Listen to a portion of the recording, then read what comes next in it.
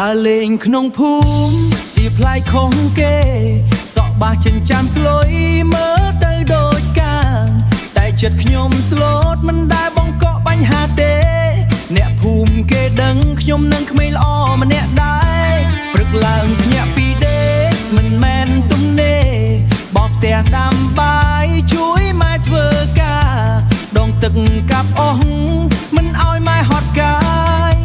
កូនស្ទៀវម្នាក់នេះចេះជួយទុកធរៈគ្រួសារស្ទៀវភូមិស្ទៀវស្លូតតែចិត្តមិនស្ទៀវមិនដែលដើរឆ្ងាយមិនដើរពាលាស្ទៀវជួយការងារម៉ែឲ្យម៉ែសម្រាប់កាយកូនល្អក្នុងភូមិជាកូនដែលម៉ែសង្ឃឹមស្ទៀវភូមិជួយម៉ែ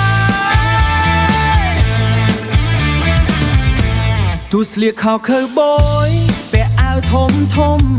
មិនដែលចេះប៉ះពាល់ប្អូនស្រីក្រមុំគោរពចាស់ទុំដឹងគុណម៉ែឪជាធំ